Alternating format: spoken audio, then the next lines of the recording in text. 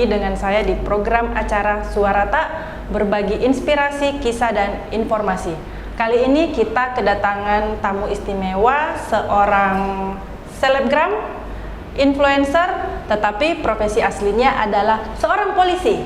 Siapa lagi kalau bukan Kak Sulkadri. Ya, apa kabar Kak? Alhamdulillah. Alhamdulillah sehat. Ya mungkin bisa menyapa teman-teman. Assalamualaikum warahmatullahi wabarakatuh semuanya. Semoga semuanya dalam lindungan Allah dan tetap menjaga masyarakat yang aman. Wah, sejuk sekali nih pesan-pesannya Kak Sul ya. Saya panggil apa ini Kak? Kak Sul saja atau? Kak Sul. Kak Sul ya. Ya. Kita mulai saja ngobrol-ngobrolnya dengan Kak Sul seputar aktivitasnya seperti apa, mengapa memilih menjadi selebgram walaupun sudah punya profesi sebagai polisi, tetapi nanti kita juga akan bicara mengenai profesi asli Kak Sul sebagai polisi tersebut. Gimana nih Kak? Di saat pandemi COVID seperti ini aktivitasnya apakah sama dengan sebelum-sebelumnya atau bagaimana? Ya, jadi alhamdulillah kegiatan saya selama pandemi, apalagi saat ini saya baru saja mengalami musibah. Mengalami musibah, jadi tetap berjalan lancar dan tetap bergaul kepada masyarakat. Dan tetap memberikan himbauan kepada masyarakat untuk keamanan. Tetapi sebelum kena musibah, nanti musibahnya kita bahas di belakang ya. Kita ngobrol dulu ini aktivitasnya. Berarti sebelum kena musibah, aktivitasnya cukup banyak di lapangan ya? Iya, betul sekali, Mbak. Jadi saya kebanyakan menerima laporan dari masyarakat, mengayomi, melindungi dan melayani masyarakat, khususnya masyarakat yang terkena aksi curat maupun curanmor di Kota Makassar. Di Kota Makassar. Iya. Jadi saya bersama teman-teman Resmob Panakukang terus berjalan untuk memantau memantau, mengawasi dan menangkap para pelaku. Menangkap ya. Mengejar para pelaku kejahatan. Mengejar, menangkap dan memproses. Memproses ya, betul sekali. Sesuai dengan aturan hukum yang berlaku. Ya. Sebelum kita masuk mengenai aktivitas sebagai seorang polisi, kita bahas dulu nih mengenai selebgram. Awal mulanya tertarik atau awal mulanya terjun menjadi selebgram itu bagaimana? Bisa diceritakan kepada teman-teman. Kalau bicara masalah selebgram sih, saya bukan selebgram sebenarnya. Saya hanya senang bergaul, senang duduk-duduk sama teman-teman senior-senior saya yang sudah di atas selebgram. Ada Kak Sukri semua. Jadi sebenarnya saya bukan selebgram. Sebenarnya kan selebgram juga itu julukan dari para penggemar para followers. Sebenarnya bukan sih, cuman saya senang bermasyarakat dan mengedukasi masyarakat agar terhindar dan menjauhi tindak-tindak kriminal. Seperti itu. Ya, ini ada cerita yang lucu tidak gitu pada saat melakukan aktivitas tetapi masih sebagai selebgram ini gitu, pada saat mungkin mengedukasi atau pada saat berkumpul dengan teman-teman selebgram yang lain. Ya. Jadi kita kalau kumpul bersama saya, kalau kumpul sama teman-teman selebgram, sama senior-senior saya, jadi ngumpulnya itu memang bahasnya masalah kegiatan masyarakat, tidak bisa terlalu tegang juga. Kesempatan untuk menghibur diri juga mungkin ya. Betul. Jadi selama ini merasa enak mana ini, jadi selebgram atau jadi polisi? Jadi enaknya saya tetap di kepolisian. Enaknya tetap di kepolisian. Iya, tetap di kepolisian karena saya senang bermasyarakat, saya senang kumpul dengan teman-teman semua, saudara-saudara saya dan sahabat-sahabat saya di lapangan. Mereka menghibur juga. Kalau lagi tugas tegang, habis tugas ya kumpul lagi. Jadi tetap walaupun misalnya bertugas dalam keadaan yang kan tidak kita tahu lah ya Iya, pekerjaan betul sebagai sekali. polisi itu seperti apa gitu, apalagi di lapangan. Di lapangan. Ya memang hiburannya di saat bertemu dengan teman-teman semua. Iya. teman-teman semua. Kalau hobi dari Kak Sul apa nih? Kalau kita boleh Hobi tahu. saya sih sebenarnya banyak, tapi yang dominan itu adalah musik. Musik. Iya. Wah, polisi, selebgram, tapi ternyata punya hobi musik. Nah, itu musik menyanyi atau mungkin bisa memainkan alat musik? Kedua-duanya saya bisa menyanyi, saya juga bisa mainkan gitar. Jadi itu pelarian juga ini kalau misalnya lagi ada sedih atau ada masalah atau ada apa gitu ya. Ya. Menarik sekali nih. Nah, kita bahas lebih dalam lagi mengenai aktivitas atau apa sih yang pernah dialami oleh Kak Sul selama menjadi polisi. Tapi sebelumnya kita coba dulu, ini ada minuman kopi susu gula aren dari Papa Ong. Mantap ini. Ya, kayaknya ini mantap nih. Kita coba Papa Ong. dicoba dulu.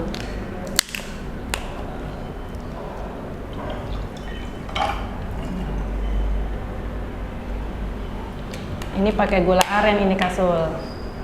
Jangan lupa singgah di Papa Ong, Jalan Rusa. Jalan Rusa.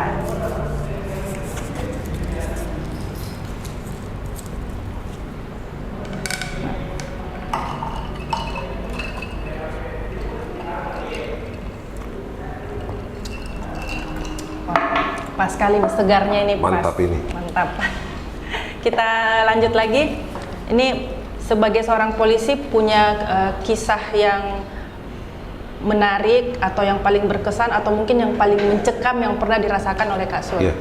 Jadi alhamdulillah selama 16 tahun di lapangan banyak kisah, banyak suka dukanya. Saya senangnya kalau sudah nangkap, alhamdulillah sudah nangkap, merasa puas, sudah melayani masyarakat.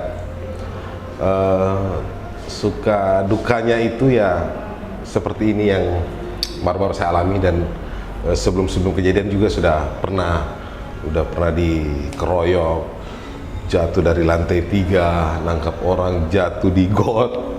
Jadi sudah banyak. Cuman yang terakhir ini yang baru-baru waktu mau melakukan penangkapan, namun saya mengambil hikmahnya karena saya terkena musibah di Kapan Parang. itu kejadiannya Kak? Kejadiannya itu tanggal 24 Oktober 2020 di Pampang. Oh, daerah Pampang. Daerah Pampang. Waktu itu ada menerima laporan dari masyarakat bahwa adanya keluarga yang ditebas oleh keluarganya sendiri, suaminya. Akhirnya saya turun ke TKP dan melakukan pengejaran terhadap pelaku. Namun ya saat itu mungkin saya dalam keadaan lengah, jadi saya terkena musibah.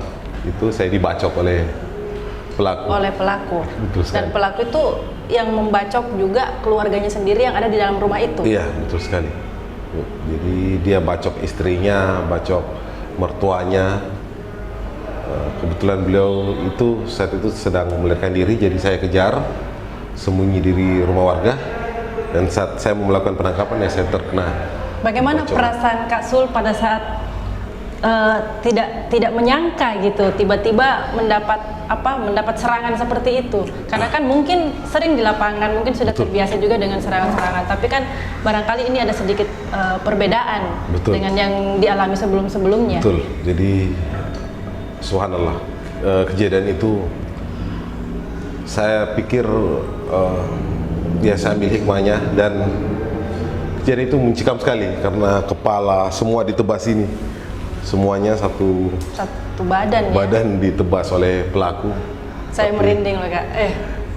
Alhamdulillah Allah yang membantu, dan berkat doa-doa teman-teman semuanya, doa-doa saudara-saudara dan sahabat-sahabat saya, alhamdulillah saya 2 bulan terbaring, dan alhamdulillah bisa melakukan aktivitas lagi untuk melindungi dan melayani masyarakat. Tetapi aktivitasnya untuk di lapangan sudah agak berkurang dulu ya karena kejadian tersebut. Betul sekali. Jadi kejadian kemarin jadi masih dalam pengobatan saat ini. Jadi kegiatannya masih dikurangi. Masih dikurangi. Iya. ini mungkin apa ya, menjadi salah satu cobaan juga buat Kak Sul. Betul. Yang berprofesi sebagai seorang polisi gitu, yang tugasnya mengayomi, menolong masyarakat, tetapi ya suatu saat bisa aja kena apes juga. Betul. Gitu ya. Risiko pekerjaan. Risiko pekerjaan. Betul. Ya. Nah, ini kita juga mendengar gitu kan, Kak Sul aktif di sebuah komunitas. Betul. Yang komunitasnya tuh bernama Kenapa Kau Lari? Kenapa Kau Lari? Sama satunya Tobat Kona. Tobat Kona. Nah, ini kan ada apa ya? Kenapa Kau Lari? Tobat Kona kayak bersinggungan juga gitu. Apakah memang direncanakan seperti itu sejak yang pertama dibikin atau bagaimana? Nah, jadi Kenapa Kau Lari itu dan Tobat Kona itu bahasa respect atau spontan yang saya ucapkan waktu melakukan terhadap pelaku kejahatan. Kenapa kau lari?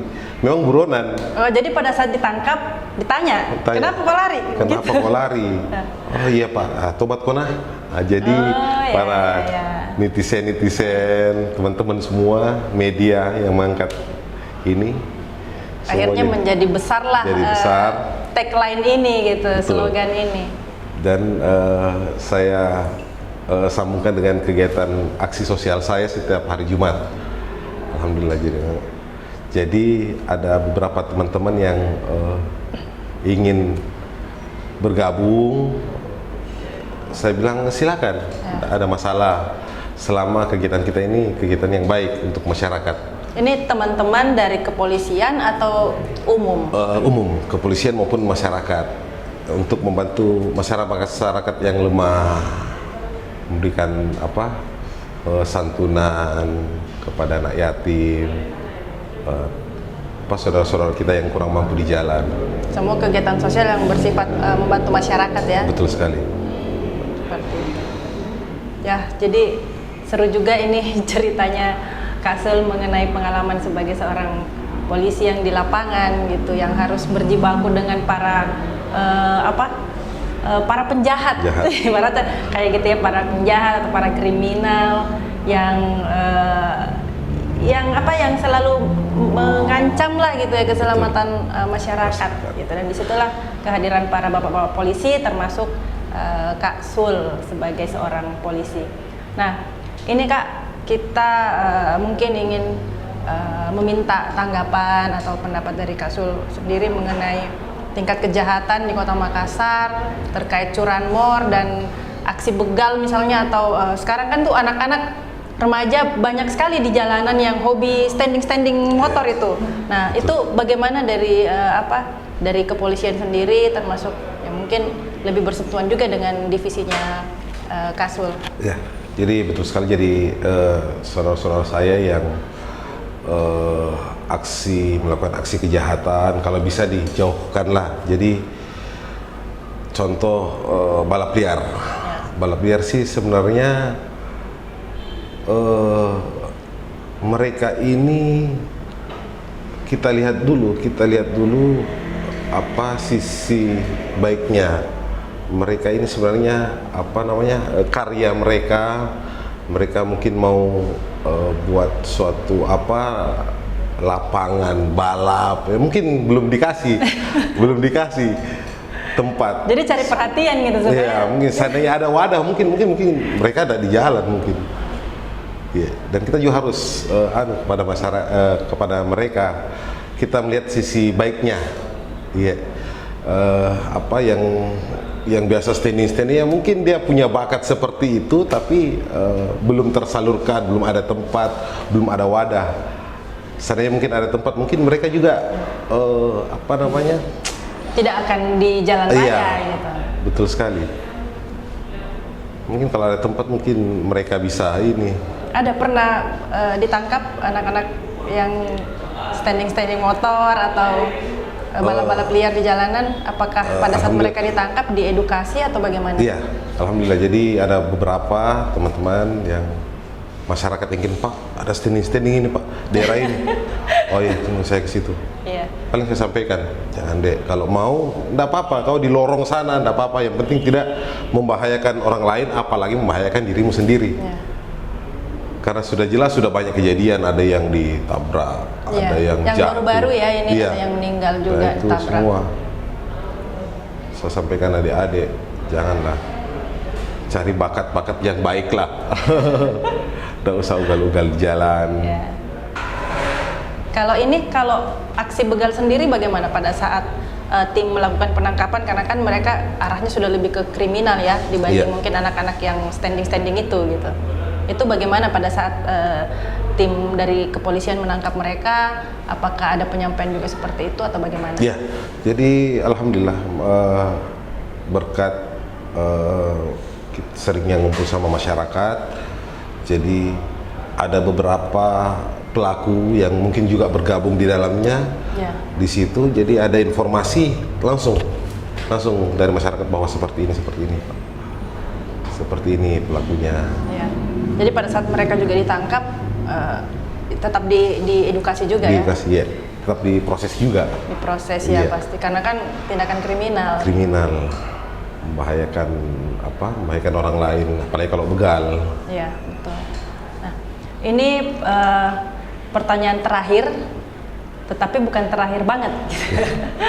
Ini apa masih ada keinginan atau harapan, mimpi atau cita-cita yang belum tercapai yang masih menjadi yang masih diharapkan oleh Kak Sul sendiri untuk diri sendiri maupun untuk keluarga atau untuk masyarakat? Alhamdulillah, impian saya itu untuk diri saya sih, alhamdulillah saya sudah sangat mensyukuri apa yang Allah berikan sama saya. Saya itu maunya kepada masyarakat aman, tidak ada perpecahan. Itu sebenarnya yang saya ingin edukasi terhadap masyarakat, utamanya teman-teman selebgram semua tetap bersatu, tidak boleh bercerai-berai. Tetap mereka juga membantu untuk memberi pengaruh yang baik kepada masyarakat. Mengedukasi masyarakat untuk keamanan Makassar dan kota-kota lainnya. Nah, ini sebelum kita tutup, kita ada games nih. Sebenarnya sih gamesnya nggak susah ya. Ada 3 pertanyaan nih saya mau ajukan, harus dijawab dengan cepat Kak. Insya Allah. Nah, kalau tidak mau jawab bilang pas aja. Iya. Ini pilihan pisang hijau atau pisang ngepek?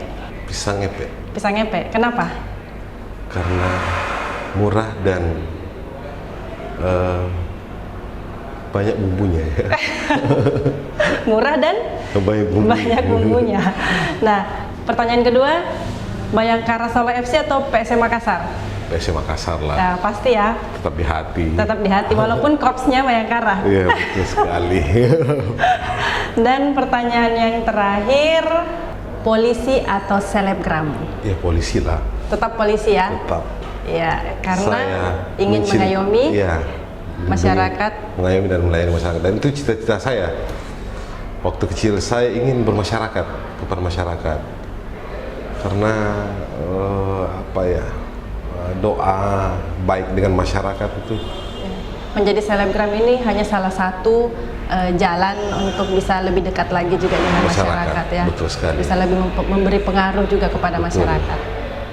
Bisa mengedukasi masyarakat terhadap hal-hal yang baik untuk menjaga keamanan dan ketertiban di wilayah hukum Kota Makassar. Ya. Oke, baik, terima kasih banyak Kak Sul atas kehadirannya. Kita sudah ngobrol walaupun singkat, tapi saya rasa hasil obrolan kita ini tentunya bisa menjadi inspirasi, bisa juga menjadi sesuatu yang masukan yang baik juga buat masyarakat. Amin. Pekerjaan apapun yang kita jalankan tentu saja ada resikonya, termasuk apa yang dijalani oleh Kak Sul Kadri sebagai seorang anggota kepolisian di Kota Makassar. Jadi tetap semangat buat kita semua untuk menjalani pekerjaan dan menjalani kehidupan kita masing-masing. Saya Andi Widya Satswina, pamit undur diri. Assalamualaikum warahmatullahi wabarakatuh.